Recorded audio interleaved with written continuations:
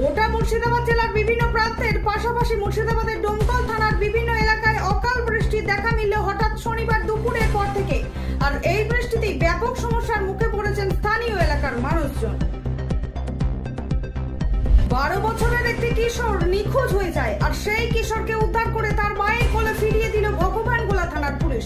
জানা যায় তার বাড়ি ফারাক্কার বল্লালপুর এলাকায়। তাকে গতকাল হঠাৎ ভগবানগোলা এলাকায় ঘোরাঘুরি করতে দেখা যায়। তারপরেই তাকে জিজ্ঞাসাবাদ করলে কোনো সঠিক উত্তর দিতে না পেরে স্থানীয় বাসিন্দারা ছোট কিশোরকে থানায় নিয়ে আসে এবং যুবকের বিষয়ে তদন্ত করতে শুরু করে ভগবানগোলা থানার পুলিশ।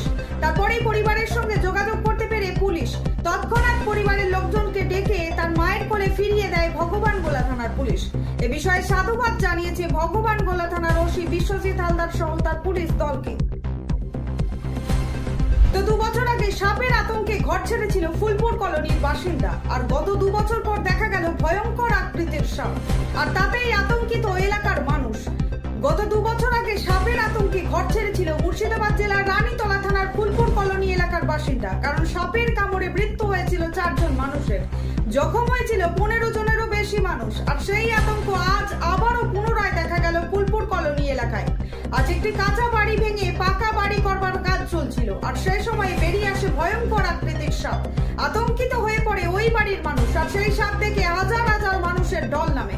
ঘটনাস্থলে পৌঁছায় রানীতলা থানার পুলিশ এবং খবর দেন বন দপ্তরে। বন দপ্তর টিম এসে সাপটিকে খোঁজার প্রক্রিয়া শুরু করেছে। হুগলি থেকে রানীতলা থানা এলাকায় রাতারাতি চলে আসে প্রেমিকা যুবতী প্রেমিক যুবকের কাছে, আর তাতেই ঘুম উড়ে যায় যুবতীর পরিবারের। যুবতীর পরিবার হঠাৎ দেখে বাড়ি থেকে তাদের মেয়ে উধাও। তারপরে যুবতীকে খুঁজে পেতে হুগলি জেলার হরিপাল থানার দ্বারস্থ হয় যুবতীর পরিবার। সেখান থেকে একটি লিখিত অভিযোগ দায়ের করে যুবতীর পরিবার। তারপরে একদিন কেটে যায় এবং তারপরে যুবতীর পরিবার জানতে পারে মুর্শিদাবাদ জেলার রানীতলা থানার ঝিকরা এলাকায় তাদের মেয়ে অর্থাৎ প্রেমিকা যুবতী পালিয়ে এসেছে। তারপরে রানীতলা থানার পুরো বিষয়টি খুলে বলে তারা।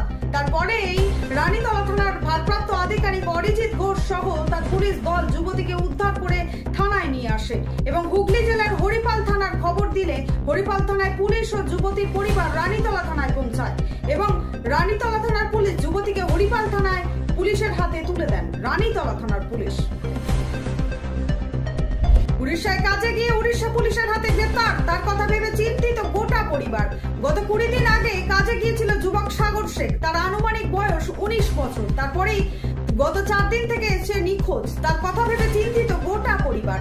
গতকাল রানীতলা থানায় একটি লিখিত অভিযোগ দায়ের করে সাগর শেখের পরিবার এবং তারপরে আজকে সকালে পরিবারের কাছে খবর আসে সাগর শেখকে উড়িষ্যার মালতী থানার পুলিশ গ্রেপ্তার করে। জানা যায় উড়িষ্যার মালতী থানার পুলিশ থানা এলাকায় নাকা তল্লাশি চালানোর সময় সাগর শেখের নামে ওই যুবকের কাছে 15 কেজি গাঁজা পাওয়া যায় এবং তারপরেই তাদের গ্রেপ্তার করে মালতী থানার পুলিশ। এবং সেই কথা মুর্শিদাবাদ জেলার রানীতলা থানার কল্যাণনগর এলাকায় পৌঁছাতেই এলাকা জুড়ে চাঞ্চল্যের সৃষ্টি হয়। পরিবারের দাবি যুবককে ফাঁসানো হয়েছে।